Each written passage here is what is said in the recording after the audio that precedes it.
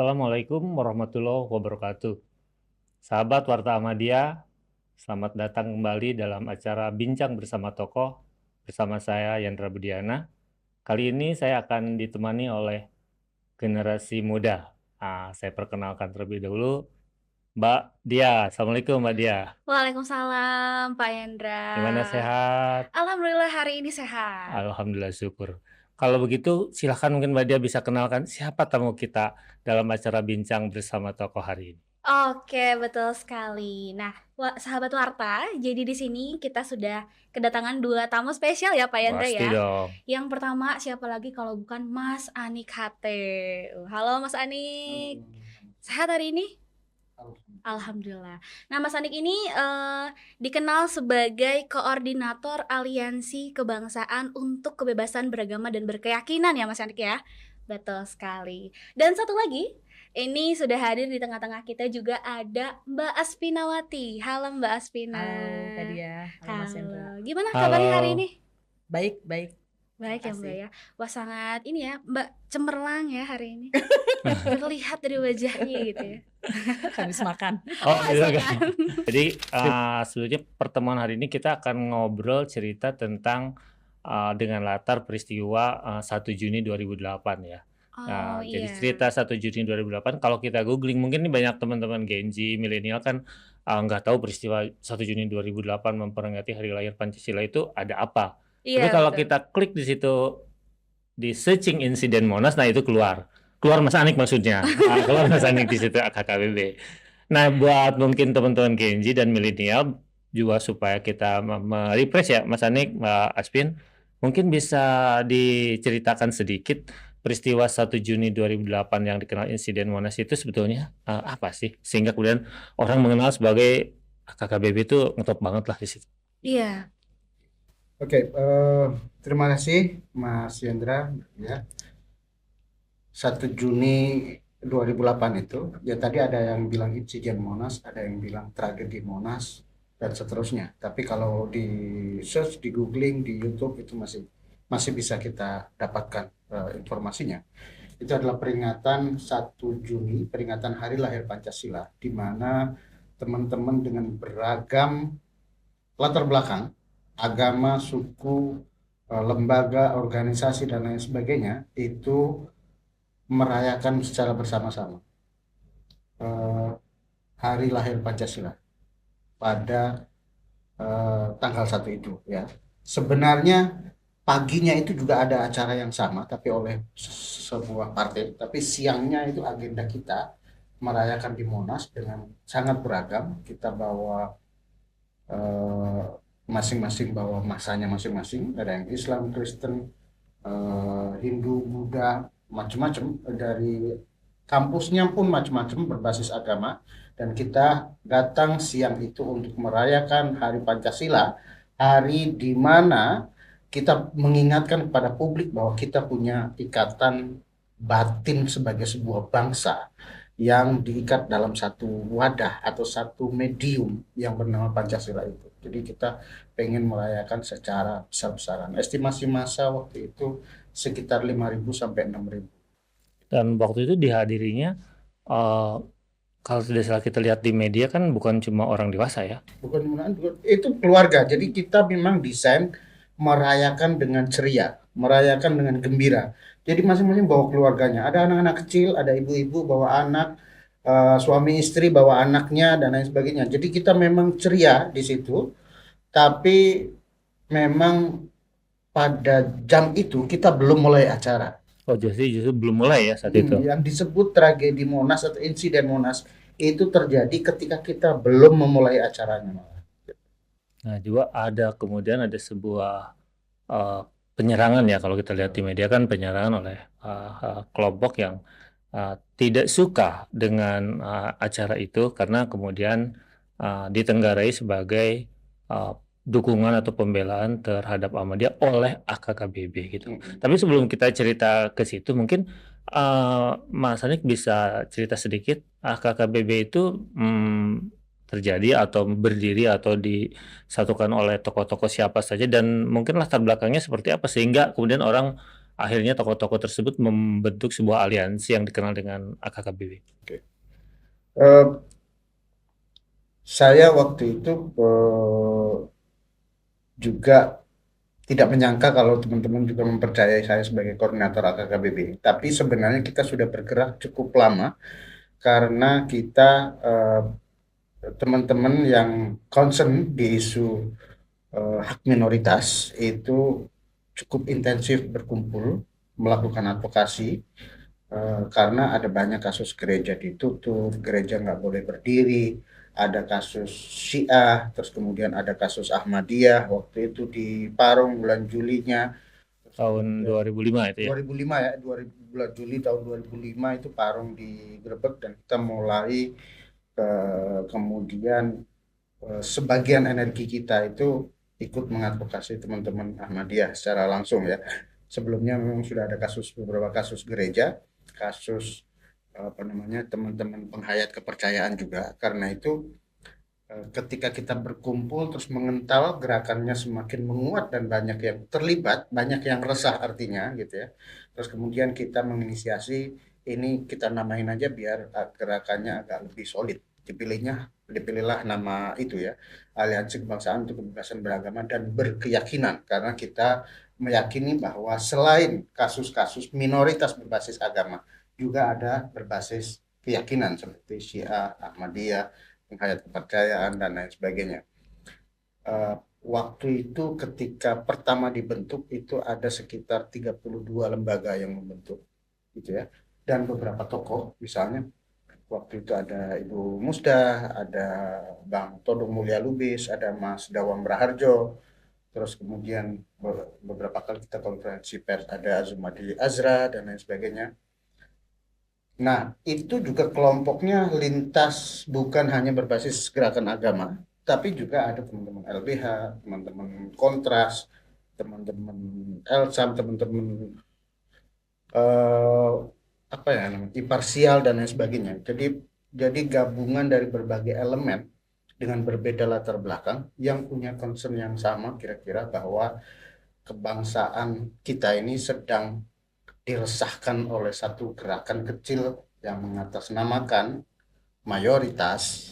Artinya mayoritarianisme itu mengental menjadi satu alat untuk membenci, untuk memusuhi, untuk mendiskriminasi, untuk mempersekusi kelompok-kelompok yang dianggap lebih kecil. Nah, disitulah kemudian kita bergerak tahun 2005. Kebetulan ada momentum Parung, kampusnya Ahmadiyah itu diserang, sehingga kita semakin merasa penting untuk bergerak, dan kita sempat menggalang satu dukungan dengan media coverage yang cukup besar waktu itu dari SBY, dan itu cukup berpengaruh secara politik karena ada juga lobby internasional, ada juga teman-teman yang masuk langsung ke beberapa jantung petinggi negara untuk ikut mengingatkan bahwa ini masalah krusial di negeri ini. Kira-kira Itu sudah lahir belum? Wah, belum Apa Pak, sudah ada di Munas? belum juga. Oh, belum ya. Belum lahir ya. 2000, tapi 2005 itu saya udah lahir tapi nggak diajak kayaknya. Nah, kalau mungkin Mbak Dia ada yang mau ditanyakan mungkin ke Mbak Asvin barangkali. Oke. Mbak Asvin itu juga terlibat udah sejak mungkin 2008 Pak, 2005 juga. 2005 udah. 2005. 2005. Oh, berarti sejak saat itu Mbak Asvin sebagai aktivis AKKBB atau LBH? LBH, karena LBH bergabung bersama AKKBB, dan AKKBB ini juga melakukan bantuan kepada advokasi yang kami lakukan. Kan perspektif LBH ini kan orang hukum kurang menguasai tentang sosiologi agama, macam-macam yang sebenarnya diperlukan banget untuk menangani kasus-kasus terkait keyakinan. Oke. Nah, sebetulnya kalau dari kacamata generasi Z ya, Mas Anik, Mbak Asvina, sebetulnya kami memang tidak mendalami isu ini gitu. Jadi ketika di searching tragedi Monas memang semuanya muncul gitu, Monas berdarah dan lain sebagainya gitu. Dan setelah kami baca, diperhatikan gitu sama saya, ternyata ini bukan cuman bentrokan fisik gitu, tapi banyak juga yang bilang ini adalah pertarungan ideologi, pertarungan hak asasi manusia, juga mempertanyakan nilai majemuk bangsa Indonesia ini gitu. Lalu lantas sekarang generasi kita itu banyak pertanyaan-pertanyaan tentang toleransi, keberagaman, nilai-nilai keadilan seperti apa sih yang harus ada di negara ini dari kasus tersebut gitu. Nah sebetulnya saya ingin bertanya gitu kepada Mbak Asvina, dari Mbak Asvina sendiri sebagai aktivis yang ada di sana, melihat kan di sana banyak korbannya, ada ibu-ibu, anak-anak gitu. Nah saat itu apa sebetulnya yang diperjuangkan gitu? Iya, jadi peristiwa itu sebetulnya menurut saya ya pertama kita shock semua, tapi Mm-mm. juga pada akhirnya itu jadi pembelajaran yang luar biasa ya, Nick ya. Jadi karena ternyata mereka itu hanya ingin merayakan aksi damai sesederhana itu. Hmm. Terus kemudian tapi tuduhannya memang ini Ahmadiyah semua gitu. Yeah. Padahal ada yang NU yang ikut menjadi korban gitu. Jadi sangat sederhana aja sebetulnya untuk merayakan keberagaman, kebinekaan Indonesia pada waktu itu ya. Seperti rekreasi keluarga gitu ya Mbak ya? Ya seperti pawai keluarga Iya. gitu ya. Ya kayak misalnya ada mungkin kita pawai bunga 17-an. apa? 17-an. Bukan, cuman ini temanya adalah peringatan Ya, Hari Pancasila. Oke.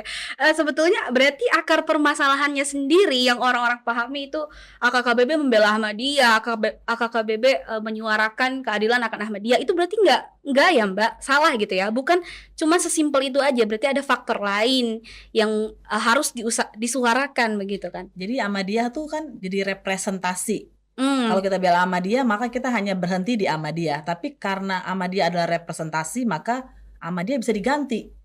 Dia bisa diganti jadi Kristen, dia bisa diganti Muhammadiyah, dia bahkan bisa diganti Syiah, Buddha, dan yang lain-lain. Yeah. Jadi kita sebetulnya ingin merepresentasikan setiap orang, setiap kelompok, selama dia bergerak secara damai, dia berhak ada di Indonesia, gitu. Dan dia boleh ngapain aja selama tidak melakukan kekerasan.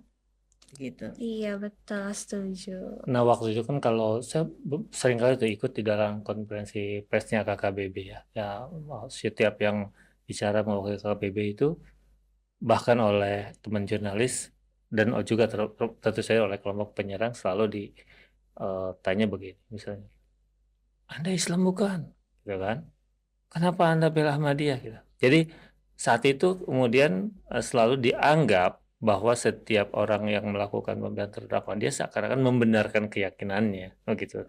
Nah, barangkali sebetulnya saat itu sulit ya untuk menjelaskan soal hak warga negara yang kemudian harus mendapatkan pembelaan.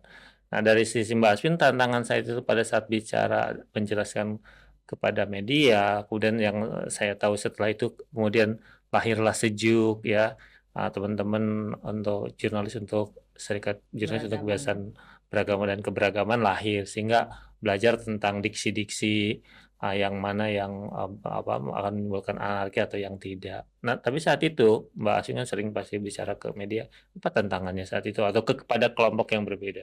Ya, tantangannya kan pertama betul tadi stigma, tapi juga tidak ada ruang yang netral. Misalnya kalau dalam debat-debat di TV pasti akan ada riuh rendah gitu ya. Jadi pembicaraan itu tidak konstruktif. Tapi saya ingat betul tuh, persis ketika debat-debat itu ada yang nanya, kenapa bela Ahmadiyah? Dan saya nggak pakai mikir, otomatis terlontar, saya bilang, saya nggak bela Ahmadiyah, saya bela kebinekaan kita gitu ya. Dan menurut saya tantangannya memang kita waktu itu sebagai bangsa ya, tidak mampu melihat lebih luas bahwa ketika kita meminta ada orang dibubarkan, itu artinya kita sedang meminta negara masuk mengatur persoalan-persoalan privat. Dan berikutnya bukan Ahmadiyah, berikutnya bisa siapa aja gitu ya. Nah, tantangan waktu itu menurut saya karena kita baru berpolemik ya. Tentu saja polemik di masa-masa sebelumnya sudah ada, tapi ini kan relatif sebelumnya Orde Baru yang memang SARA dilarang, semua orang takut menyembunyikan diri, dan di era baru demokrasi muncul aslinya. Nah, kita mulai belajar. Makanya sekarang kan agak surut ya. Nah, tantangan waktu itu menurut saya ya karena kita baru belajar untuk berdemokrasi yang lebih bebas, bukan lagi di masa otoriter. Nah, setelah peristiwa 1 Juni 2008 atau tadi peringatan Hari Pancasila yang justru menjadi insiden Monas gitu ya. Nggak lama kemudian kan justru keluar SKB 3 Menteri tentang Ahmadiyah, dan mungkin salah satu bagian puncaknya adalah peristiwa Cikesik ya tahun 2011. Jadi ya periodenya masanya Pak SBY. Mas Anik melihatnya seperti apa sih situasi spesifik terhadap Ahmadiyah dan juga terhadap kelompok-kelompok termarginalkan yang lain pasca pasca tadi peringatan Hari Pancasila 2008 sampai mungkin berakhirnya masa pemerintahan SBY? Ya, saya kira kita terlalu menyederhanakan masalah ketika kita bilang bahwa ini mau menyerahkan Pancasila terus diserang. Enggak juga memang. Pasti ada background.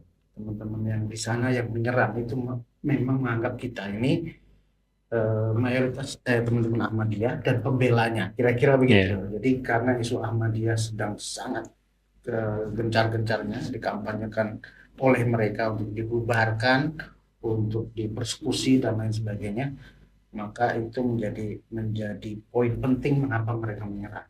Tapi yang agak aneh adalah dan dramatis sebenarnya proses 1 Juni itu kemudian sampai ke polisi, kita sampai persidangan dan lain itu sangat dramatis kalau diceritakan. Seru juga tapi ada lucu-lucunya karena kita jadi tahu cara mereka berbohong itu seperti apa karena kita di lapangan, kita terlibat dan lain sebagainya. Misalnya saya kasih contoh aja untuk biar agak dinamis diskusi kita gitu ya. Ada satu kali mereka konferensi pers di markas mereka membawa satu orang itu ngaku dibayar untuk ikut demonstrasi kita, ya kan banyak teman-teman wartawan ya teman kita juga. Saya bilang teman wartawan lapor, saya bilang tolong kejar orang itu, wawancarai dia secara pribadi. Nggak tahunya ketika konferensi pers dia ngomong selesai langsung dikandangin, nggak bisa dikejar, nggak bisa dicari orang itu. Jadi itu drama-drama yang kayak gitu lah. Tapi dalam konteks yang lebih luas, kita menemukan momentum yang penting pada saat itu ketika SBY tiba-tiba mendapat penghargaan tokoh toleran.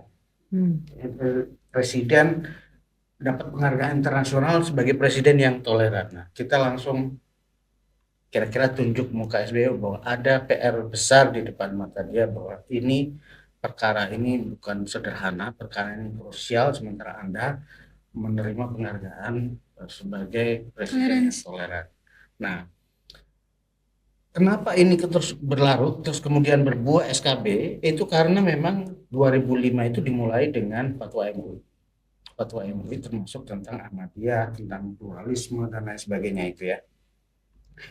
Nah, fatwa tentang pluralisme itu kemudian menggelinding, tapi secara publik memang dukungan publik cukup kuat untuk anti terhadap pluralisme, sekularisme, liberalisme saat itu gitu ya. Terus kemudian ada konteks Ahmadiyah juga.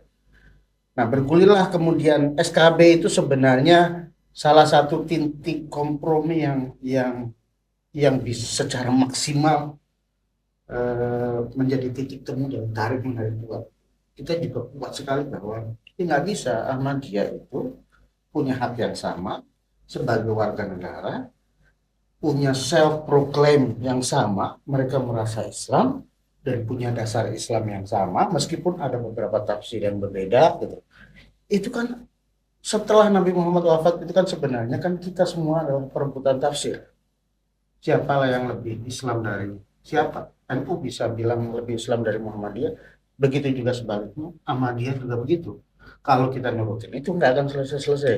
Nah, karena itu kemudian perebutan tafsir ini karena secara publik dimenangkan oleh kecenderungan mereka, maka Ahmadiyah lah yang kemudian dikorbankan.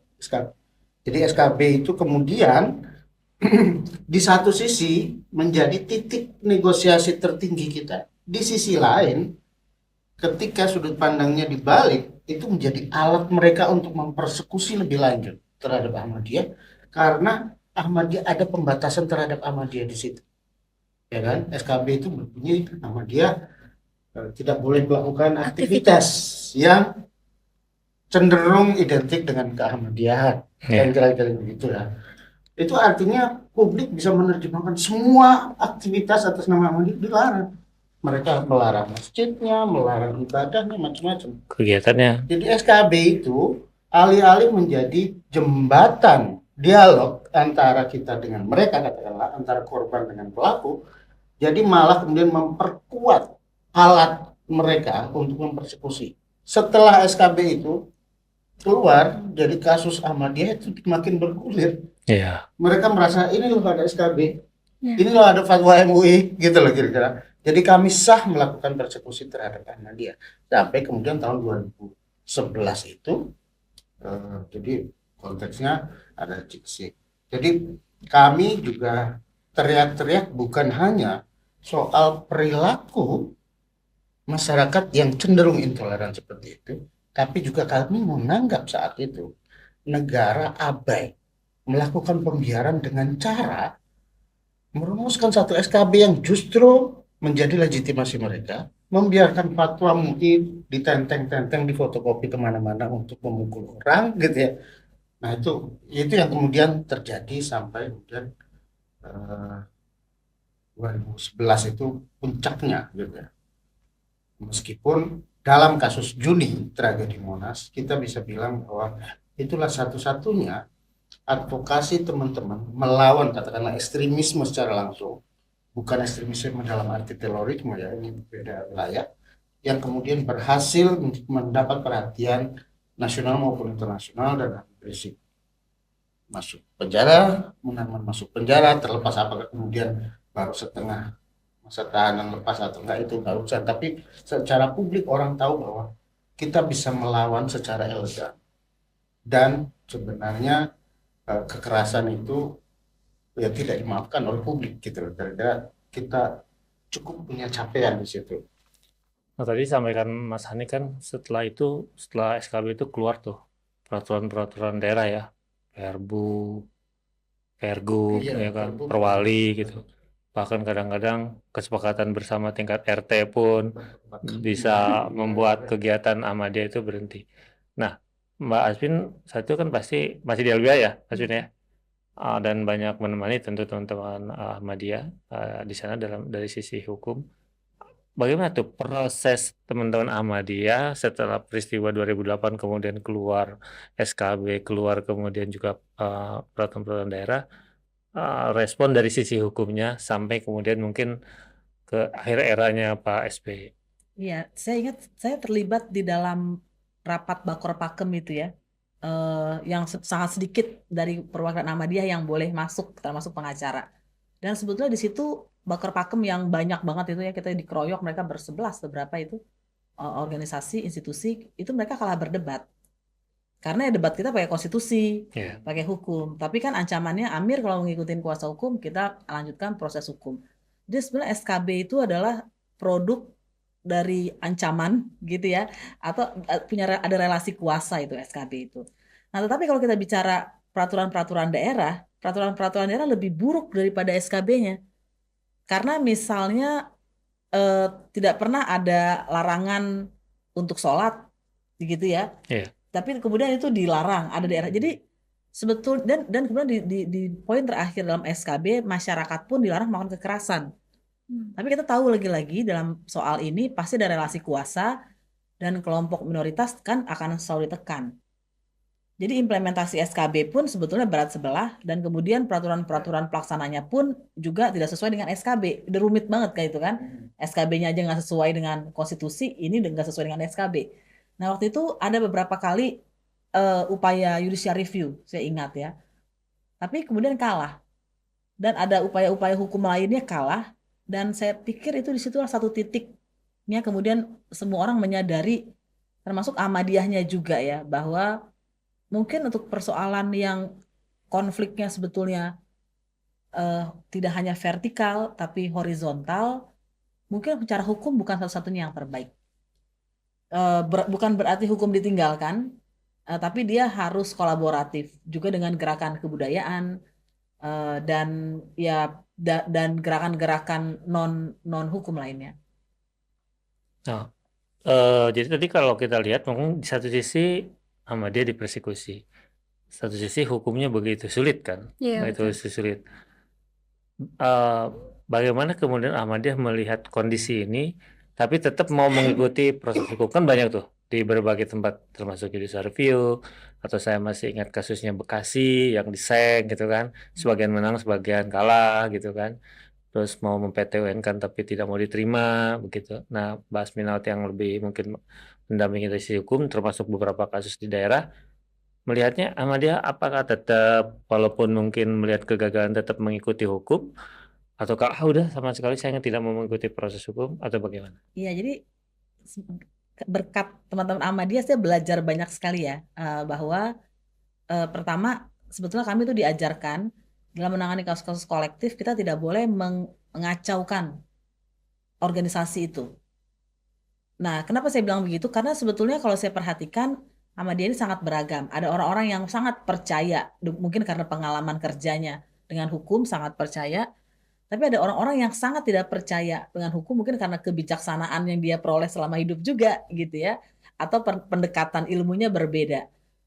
Nah, jadi pada waktu itu kan sebetulnya pendamping hukum seperti saya pasti akan sangat tergoda untuk membelah dalam tanda kutip ya, meradikalisir orang-orang yang senang dengan hukum dan itu waktu itu kami sangat menjaga itu nggak boleh setidaknya di LBHI kan.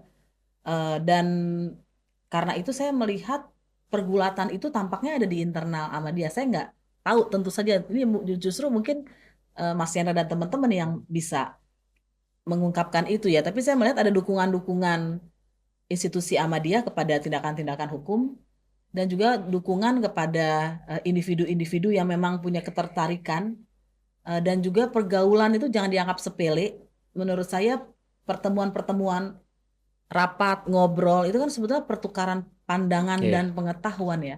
Dan itu tampaknya yang membuat Ahmadiyah ini semakin geraknya tuh semakin strategis ya. Misalnya saya melihat ada kesadaran untuk terlibat dalam organisasi-organisasi bantuan hukum untuk mengirim orang-orang terlibat menjadi pengurus LBH bukan cuma menjadi kliennya tapi menjadi orang yang membela ya. Saya takjub melihatnya, oh di LBH beberapa LBH ya ada teman-teman muda Ahmadiyah.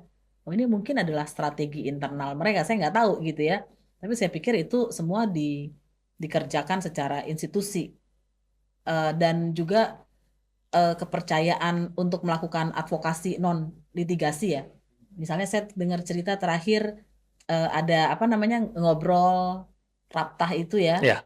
Raptah itu saya pikir itu sebetulnya adalah bagian dari strategi advokasi non litigasi, melakukan pengorganisiran pemberdayaan kepada masyarakat sekitar gitu ya. Atau truth seeking atau pencarian kebenaran dan kemudian kita menyebarkan kebenaran itu sebenarnya bagian dari advokasi dan dengan caranya sendiri Ahmadiyah melakukan itu gitu.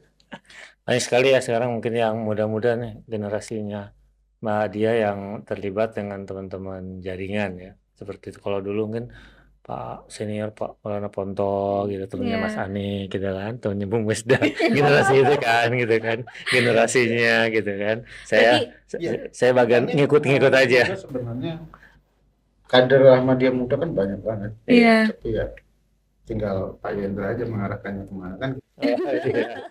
Sekarang udah Tadi ikutan nih. yang diceritakan oleh Mbak Aswina itu transformasi ya, transformasi Ahmadiyah dari yang isu AKKBB, terus berikutnya Cikesik dan sampai hari ini gitu.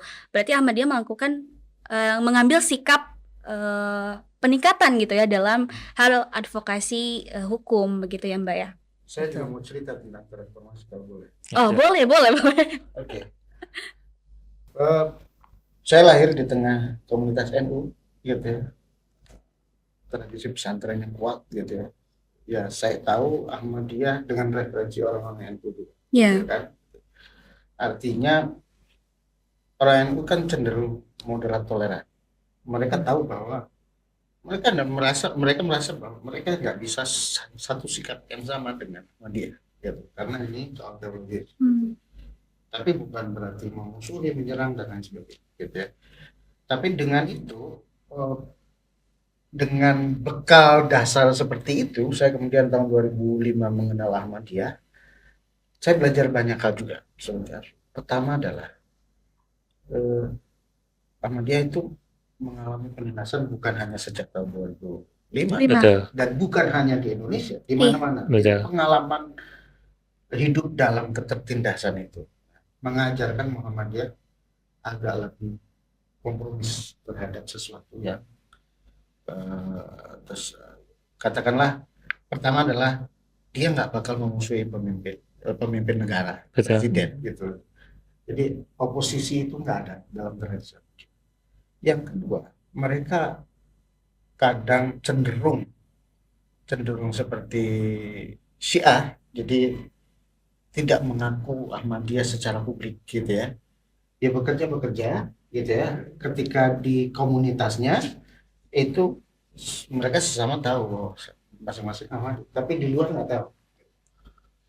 Jadi setelah advokasi Ahmadiyah banyak sekali kejadian di mana orang baru loh, kalian selama ini Ahmadi terus, kamu kita berteman sangat Iya. lama. Jadi itu salah satu proses transformasi yang tadinya tertutup banget gitu. Pelan-pelan teman-teman Ahmadiyah itu dengan santainya membuka diri. Saya Ahmadiyah, ya tentu saja misalnya dengan komunitas tertentu ya nggak seterbuka itu, tapi semakin banyak teman-teman Ahmadiyah yang pede gitu ya. Nah, itu kan psikologi kelompok tertindas itu kan menutup diri itu kan ya wajar. Tapi Iya. kemudian nah, ketika kita melakukan advokasi Ahmadiyah, terus terang secara individu, saya cenderung bukan berpikir agenda advokasi bagi saya itu tidak seperti yang digambarkan Aspi. Advokasi kasusnya iya, tapi juga advokasi ke dalam. Karena yang kami sebut sebagai pemberdayaan itu ketika tugas advokasi yang kita lakukan itu ditransfer kepada mereka, sehingga mereka juga melakukan pemberdayaan untuk dirinya sendiri. Itu salah satu PR advokasi, termasuk ketertutupan. Jadi sejak 2005 ke sini kita lihat banyak sekali perubahan di Ahmadiyah. Pertama, ada semacam kepercayaan diri sehingga mereka melakukan self defense, self management gitu ya. Jadi kalau ada kasus di Tasikmalaya, itu sudah ada orang-orang yang siap mencatat kronologinya seperti apa, melaporkan ke polisi sesuatu yang sebelum 2005 tidak terbayang dilakukan oleh teman-teman Ahmadiyah. Tim advokasi sendiri ya, tim advokasi sendiri. Jadi ketika melihat itu, saya merasa bahwa ini advokasi keluar cukup berhasil, advokasi ke dalam juga berhasil. Gitu. Karena sesuatu yang kedua misalnya, dulu itu nggak ada yang oposisi tadi, nggak ada demonstrasi. Ahmadiyah itu udah mendekati haram lah demonstrasi. Teman-teman Syiah juga begitu. Ya. Jadi demonstrasi itu beda sama orang NU. Kalau teman-teman Ahmadiyah itu tampar pipi kiri, kasih pipi kanan udah ada. Kalau orang NU enggak, kulil haq walau kan murah. Demonstran yang terkenal di Indonesia itu rata-rata berbasis NU. Artinya apa itu artinya? Lapor Katakan yang balik. benar meskipun pahit. Oke. Gitu. Jadi kalau hasanah fikir Islam, jihad terbesar itu adalah mengatakan tidak kepada penguasa zalim. Luar biasa. Nah itu maksudnya tradisi itu nggak ada di Ahmadiyah. Tapi kemudian pelan-pelan sejak 2005 kita tahu prosesnya persis, Pak. Jadi anak-anak muda kumpul bikin satu forum namanya Gak Tanah gitu ya. Oke, kita mau ikut demo tapi atas nama Gak Tanah. Waktu itu Kejaksaan Agung gitu. Anak muda Ahmadiyah. Oke. Proses berjalan. Gak ada masalah. Terus kemudian pelan-pelan muncul kesadaran bahwa memperjuangkan hak sendiri, hak komunitas itu adalah bagian penting dari proses bernegara, gitu ya, berwarga negara. Itu kemudian menjadi kesadaran yang menular. Ya.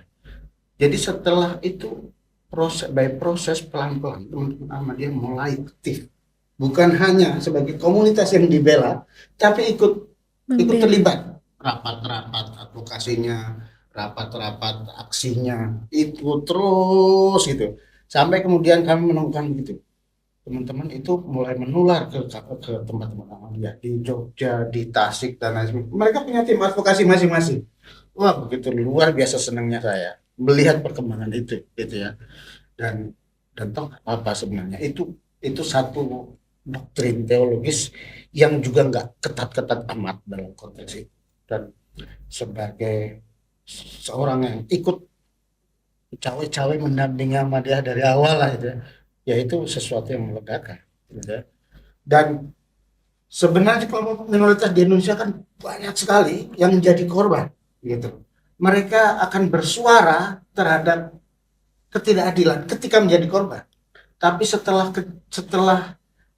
tercapai ini ketidakadilannya naik kemudian didengar dan lain sebagainya, apakah mereka menjadi aktif atau tidak? Nah, itu pertanyaan berikutnya. Nah, Ahmadiyah ini satu contoh yang bagus di mana yang tadinya korban, penyintas, itu menjadi aktivis. Nah, sekarang teman-teman Ahmadiyah nggak risih lagi merayakan hari besar, agama lain, doa bersama, dan lain sebagainya. Itu sesuatu yang bagi kami itu betul-betul patut disyukur. Nah, ini yang saya sebut sebagai transformasi yang juga penting dicatat dari Ahmadiyah. Mungkin itu juga bagian dari beberapa kelompok atau bahkan tokoh yang selama ini menstigma tidak punya kesempatan untuk ruang perjumpaan dengan Ahmadiyah. Sama seperti tadi cerita Mas Hanik, Ahmadiyah tidak punya juga ruang kesempatan dengan para aktivis-aktivis terutama, dan mungkin juga para politisi dan juga teman-teman mungkin kelompok yang lain, sehingga 2005 terutama ya, peristiwa 2005 sampai 2008 bahkan mungkin masih sampai dengan tahun 2011 itu mereka terus-menerus mungkin mempertanyakan apa sesungguhnya yang terjadi gitu kan. Karena rata-rata mungkin di teman Ahmadiyah, kami ini cuma kelompok agama, cuma sholat, ngaji, berbuat kebaikan disuruhnya, bantu, kemudian tidak boleh demo tadi kan. Tapi kok diserang ya? Jumlah kami juga sedikit, suara kalau pemilu juga gak ngaruh gitu kan, gak punya cukup mungkin resource ekonomi juga, tapi kok diserang? Itu terus-menerus menjadi pertanyaan. Nah, tapi kemudian dalam perjalanannya ketemu dengan banyak kelompok, banyak tokoh, banyak polisi, akhirnya memahami, termasuk memahami politik seperti apa, gitu, isu seperti apa. Hanya saja kalau mungkin saya lihat dalam periode itu sampai dengan 2015 tidak punya cukup ruang karena terus-menerus kan tekanan isunya diaktifasi ya. Kemudian konflik-konflik horizontalnya terus-menerus. Nah, setelah 2014 cenderung kan melandai dari sisi konflik horizontalnya. Punya ruang lah anak-anak muda seperti Teh Dia ini punya ruang untuk bertemu dengan banyak orang, dan mungkin beberapa ya tidak ingat juga dengan peristiwa-peristiwanya seperti itu. Nah, kalau untuk Mbak Asmi melihatnya, terutama tadi era setelah 2014 lah, 10 tahun terakhir itu pergerakan tadi seperti yang diceritakan Mas Anik, secara signifikannya sisi-sisi apa saja sih Ahmadiyah perubahannya atau kondisinya dari 2014 sampai ke 2024 ini? Iya, tadi Anik sebenarnya udah bilang kata kuncinya ya, jadi menjadi pembela sendiri ya. Jadi saya ingat memang kalau dalam catatan Wahid Foundation kan pada masa 2014 sampai 2019 gitu ya. Kalau dibandingkan dengan 5 tahun sebelumnya, konflik horizontal menurun dan tapi negara menjadi pelanggarnya gitu kan. Jadi negara yang jadi kuat. Tapi bukan tidak ada sama sekali, kan ada beberapa kasus Ahmadiyah tuh kan diserang di beberapa tempat ya. Betul. Dan waktu itu yang membuat saya kebetulan sempat ada di YLBHI kan, pengurus YLBHI. Nah, waktu itu sudah berbeda. Jadi bukan ketemu sama Amir atau sama ya pejabat terasnya Ahmadiyah, tapi sama ketua tim advokasi Ahmadiyah. Itu seneng banget, itu luar biasa senangnya saya. Dan ya mereka yang lebih depan daripada kita dong, karena mereka yang kenal komunitas, mereka yang langsung dapat kabarnya, jadi enak sekali ya. Itu perubahan luar biasa. Dan buat saya ini sebetulnya memang pembicaraan tentang Ahmadiyah, tapi Ahmadiyah bisa lagi-lagi jadi representasi, kita ganti jadi komunitas lain.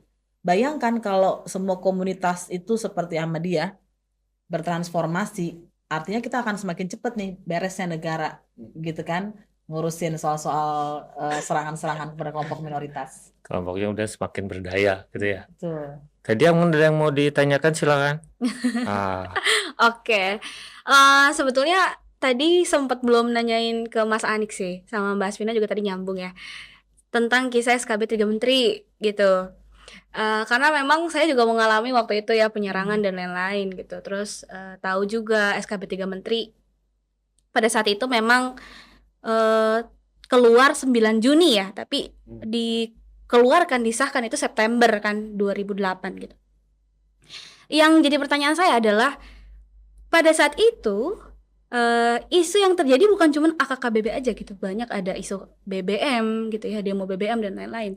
Lalu tadi Mas Anik bilang SBY mendapatkan penghargaan sebagai presiden yang toleransi gitu. Jadi saya berpikir apakah memang ini adalah permainan politik gitu ya? Dan kenapa permainan politik ini selalu terjadi pada Ahmadiyah saja, atau mungkin sekarang juga lagi banyak gencar-gencarnya ya pemilihan presiden baru, juga banyak isu-isu keberagaman seperti gereja ditutup dan lain-lain gitu. Jadi menurut pandangan Mas Anik, Mbak Asvina, sebetulnya dalam isu keberagaman saat ini itu permainan politiknya berat apa ya, maksudnya gencar gak sih gitu. Jadi saya selalu berpikir apa yang terjadi sama kita itu sebenarnya permainan politik aja apa gimana ya gitu. Kan ada ya, Tapi politik itu kan begini, politik itu cenderung jeli dia iya, dengan peta dan jeli untuk memanfaatkan sesuatu yang potensial untuk kepentingan elektoral. Karena bukan rahasia lagi, kelompok ekstremis bahkan kelompok teroris iya, itu kadang-kadang isunya adalah dia dirawat oleh seseorang, oleh oknum seseorang, dibiarkan ada gitu untuk kepentingan banyak gitu. Nanti suatu saat ketika kita harus mengalihkan isu, munculin isu itu dan lain sebagainya, kayak permainan gitu kita tahu semua. Tapi kalau kita bergerak di ranah kultural, kita kan fokusnya tidak di situ. Kita tahu ini potensial di politisasi. Katakanlah kalau istilah dalam konflik itu namanya jerami kering. Memang mudah disulut, iya, tapi jerami keringnya ada. Kalau kita sedang bermain di wilayah yang damai seperti ini, gitu ya, dan kita bekerja di wilayah kultural, itu kan bagaimana cara membuat jerami ini supaya basah terus, supaya tidak mudah dibakar. Tapi ketika itu dibakar, mau nggak mau, kita juga nyebur politiknya apa, hukumnya apa, dan lain sebagainya. Saya setuju bahwa penyelesaian Ahmadiyah sejauh ini ternyata memang bukan hukum semata yang menjadi faktor. Ada politiknya dimanapun. Politik identitas, politik macam-macam lah gitu ya. Itu selalu seperti itu. Tapi kan kalau kita gerakannya di kultural, ya itu tadi. Kita juga harus memetakan mana potensi konflik yang ada di masyarakat dan bagaimana cara membasahkan jerami supaya tidak mudah dimanfaatkan orang, dipolitisasi menjadi sesuatu yang memakan banyak korban. Nah, ketertutupan Ahmadiyah, saat itu. ketidaktahuan masyarakat banyak orang ini, ya. ya, ini kan yang muncul kan prasangka Ahmadiyah punya nabi sendiri, memusuhi Islam, balik macam-macam, Qurannya berbeda, kitab sucinya berbeda dan lain sebagainya. Itu kan sesuatu yang sebenarnya hoax, diproduksi oleh prasangka, tapi nggak ada yang mengklarifikasi. Itulah yang saya sebut sebagai jerami kering. Orang dipantik seperti itu. Kan tadi kita belum ngobrol K-pop. Fans berat seseorang di K-pop itu bisa tersinggung kalau tokohnya itu disinggung orang. Iya, betul. Hidup mati demi itu, Iya. gitu loh. Apalagi ini ideologis, gitu loh. Ketika orang, setiap informasi yang masuk ke telinganya adalah Ahmadiyah itu sesat, musuh Islam, dan seterusnya. Nah, ketika suatu saat dia ketemu momentum di mana di depan itu seseorang yang harus dimusuhi dan ada stimulan yang muncul supaya dia memusuhi, meledaklah dia. Padahal dia sebenarnya bukan orang berangasan juga, bukan tukang berantem juga, tapi tersulut mudah, Iya. gitu loh.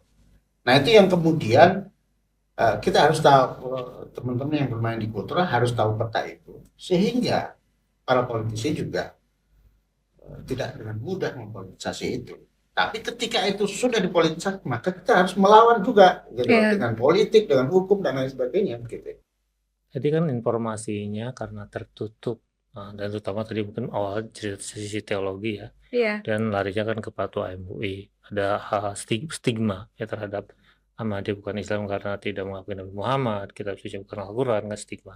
Nah, kalau kita kembali kepada tema Hari Pancasila, selalu kan ada stigma juga, terutama kan Mas Anik sama Mbak cukup lama pendampingi Ahmadiyah, udah lebih dari 10 tahun.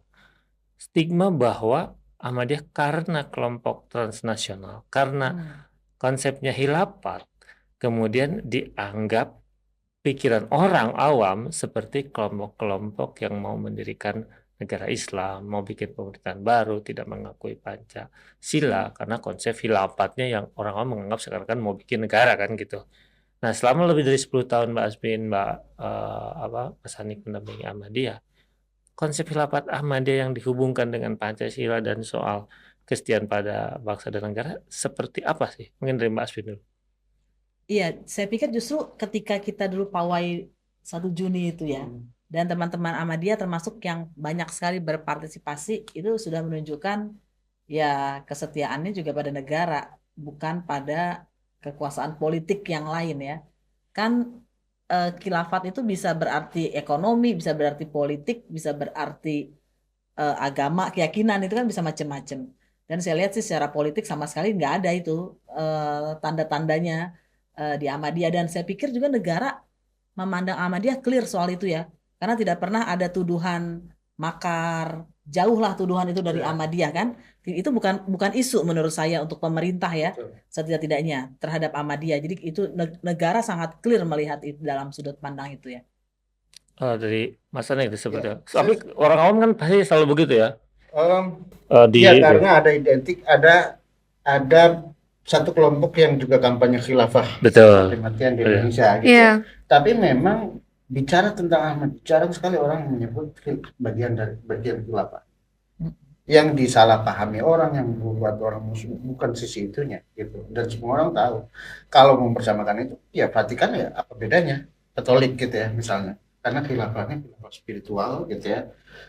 Kalau misalnya karena khilafahnya sudah jelas itu khilafah politik, karena mereka mengandaikan sebuah negara yang hilang batas-batas antar negara, berdiri di satu titik yaitu khalifah gitu ya, melintas batas negara. Jadi itu khilafah politik. Jadi orang tidak secara umum ya, meskipun publik tetap ada yang menangkap itu sebagai bagian dari gerakan transnasional yang ada temennya kira-kira kayak HTI gitu. Tapi secara umum memang bukan isu yang dianggap dominan untuk melihat Ahmadiyah ya.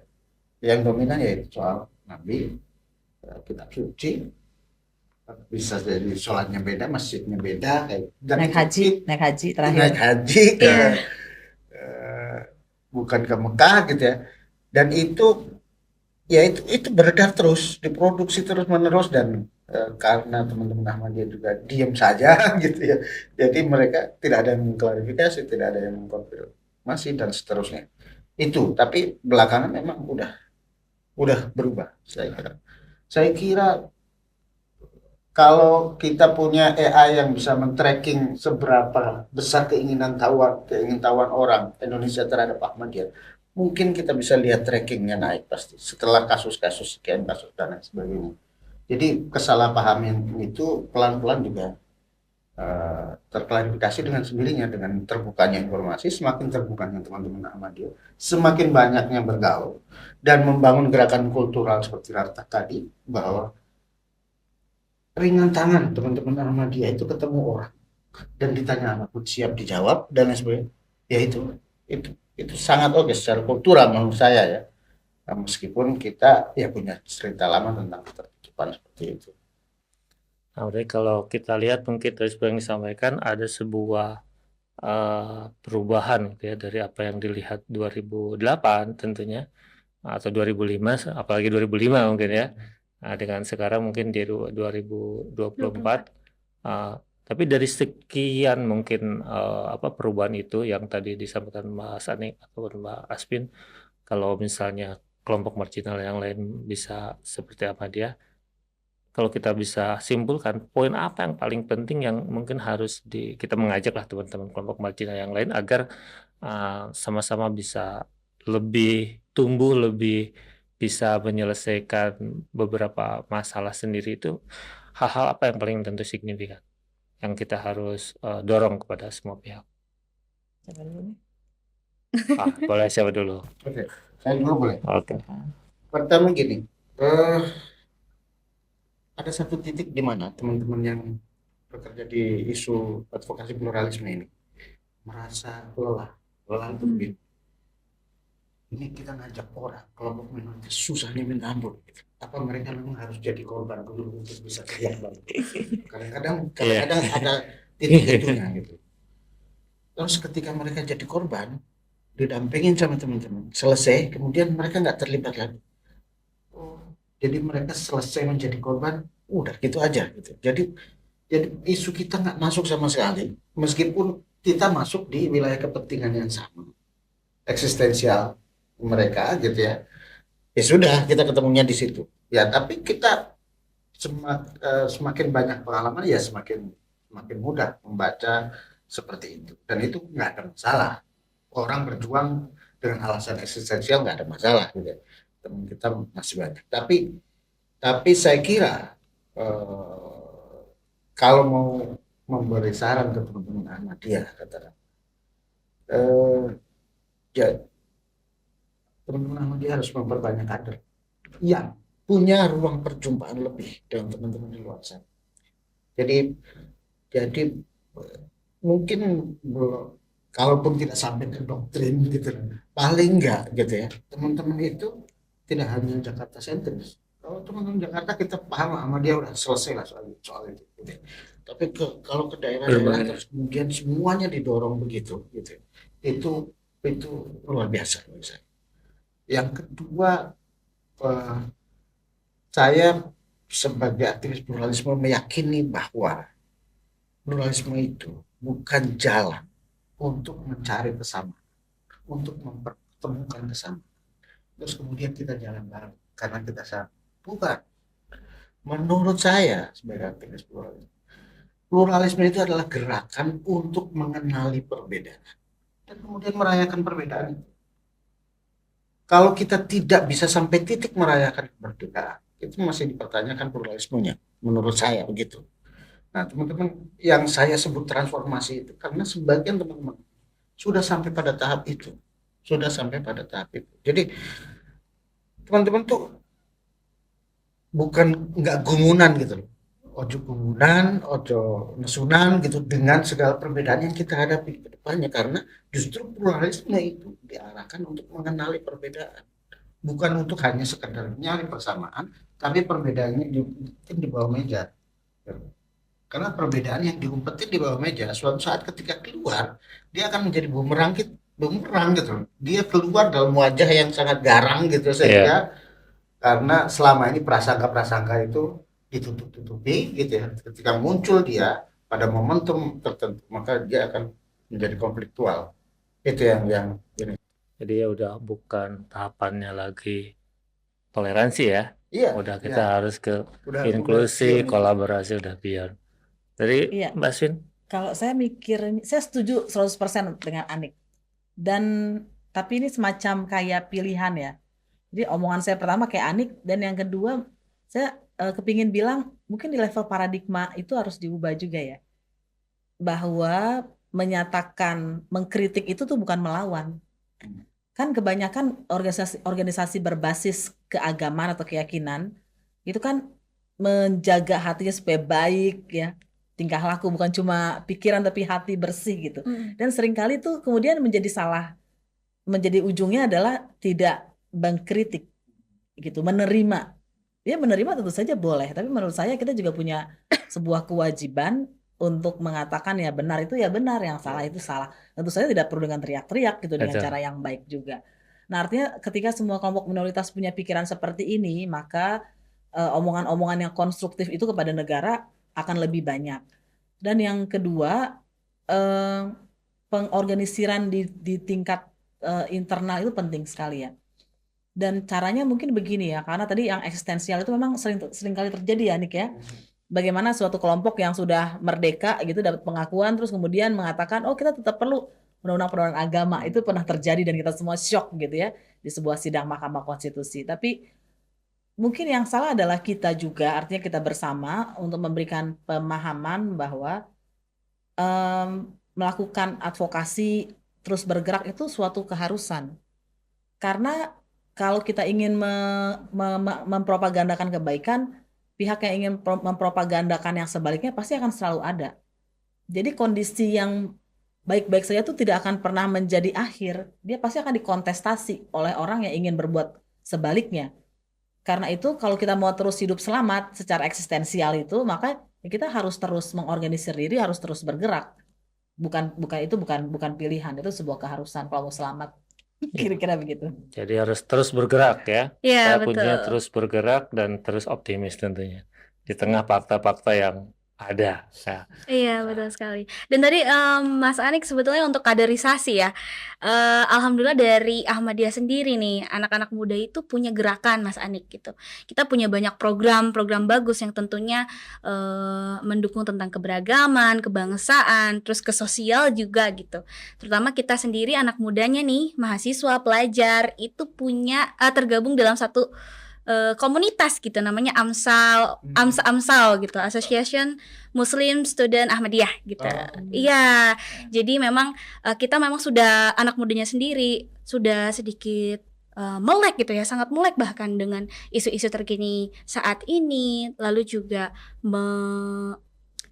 membuat apa ya, silaturahmi dengan banyak komunitas-komunitas di luar sana gitu, Mas Anik Basvina. Kayak gitu, update terkini gitu ya dari generasi muda Ahmadiyah saat ini. Dan mungkin sekarang perjumpaannya bukan lagi harus offline, tapi dengan online pun mampu. Jadi kita sering, mungkin sekarang teman-teman muda bikin live streaming bareng, Ya, live betul. sosmed bareng, begitu kan, seperti itu. Nah, sehingga memang penggunaan teknologi dan sosial media kemudian mempercepat tadi ruang-ruang perjumpaan yang ada. Nah, kita akan akhiri pertemuan ini dengan statement ya, closing dari Mas Anik dan Mbak Asvina, dan nanti ditutup sama Teddy ya. Dari Mbak Oke, Anik terlebih dahulu. saya secara pribadi harus jujur mengakui bahwa saya termasuk belajar banyak dari itu. Dan kadang-kadang kalau dari penampakan permukaan, Ahmadiyah adalah representasi pemaknaan tafsir terhadap Islam yang sangat ramah, Jadi motonya aja love for all, hatred for none gitu ya. Jadi mengembangkan Islam yang berkesadaran cinta kasih gitu loh, katakanlah, itu luar biasa gitu ya. Menjadi membawa nama Islam dengan citra kasihnya gitu ya, itu penting juga gitu. Karena itu justru kiprah Ahmadiyah secara lebih luas dalam konteks memaknai Islam itu penting dilakukan gitu ya, karena itu dalam suasana yang sudah sangat kondusif seperti sekarang ini, itulah yang perlu ditonjolkan agar Islam tidak dirusak oleh citra buruknya. Nah, kira-kira itu. Yang kedua, ya saya cukup salut dengan bahwa udah ada inisiasi di dalam Muhammadiyah sendiri untuk bergerak secara lebih masif di tingkat anak mudanya, di tingkat ibu-ibunya juga ada gerakan perempuan gitu ya. Terus di tingkat kebencanaan ada humanity first gitu. Iya, betul. Itu saya kira luar biasa, dan Ahmadiyah itu juga diakui oleh dunia, penyumbang donor mata dan donor darah yang luar biasa. Itu citra-citra bagus itulah yang betul-betul perlu disuarakan. Kami Ahmadiyah, Muslim Ahmadiyah, katakanlah begitu, itu punya mengembangkan citra ini. Jadi jangan lagi menutup diri gitu. Maksud saya tunjukkan bahwa itu representasi Islam yang benar. Meskipun saya tidak setuju 100% secara ideologis misalnya, ya itu Islam yang sangat bagus sebagai citra gitu. Mudah-mudahan semakin berani buat anak mudanya untuk mempublikasi. Iya, kalau saya jadi sebenarnya kalau kita lihat dari tahun 2005, maka perjalanan AKKBB itu kan sebetulnya juga adalah perjalanan Ahmadiyah ya.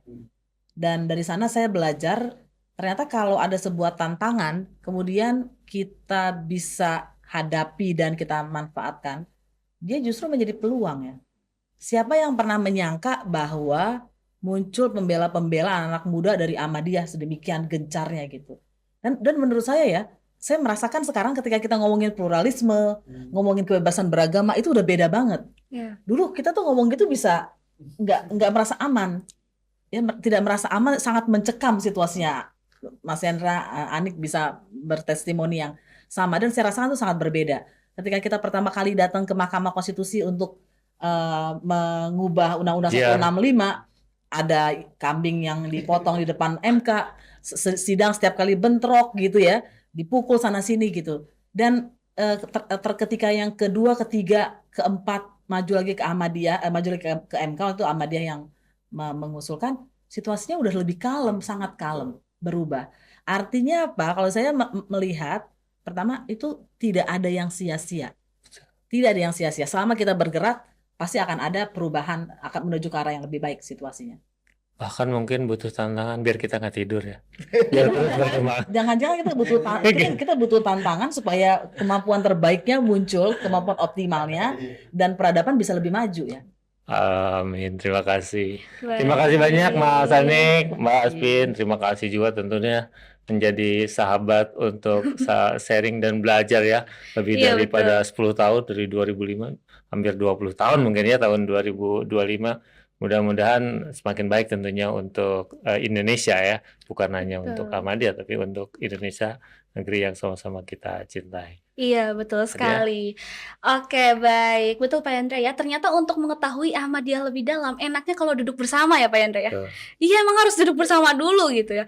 Karena kalau cari tahu sendiri gitu, kadang banyak informasi-informasi yang tidak benar begitu tentang Ahmadiyah. Jadi buat sahabat Warta, dimanapun kalian berada yang nonton gitu ya, untuk mengetahui lebih dalam tentang Ahmadiyah, yuk kesini ya Pak ya. Boleh. Kita duduk bersama untuk berbincang-bincang hangat. Atau website di bawah ini. Oh, website di bawah ini. Oke, baik. Terima kasih Mas Anik dan Mbak Asvina sudah hadir di studio Media Center Nasional Jemaat Ahmadiyah Indonesia. Kami juga seluruh tim sangat berharap kita bisa melakukan kolaborasi lain gitu ya nanti, mungkin project-project baru gitu. Baik dengan Mbak Asvina dan Mas Anik gitu. Baik, demikianlah bincang bersama tokoh edisi kali ini. Saya Yandra Budiana dan juga Teh Dia mewakili seluruh kru yang bertugas ucapkan terima kasih, dan juga untuk dua narasumber kita yang sangat istimewa. Assalamualaikum warahmatullahi wabarakatuh.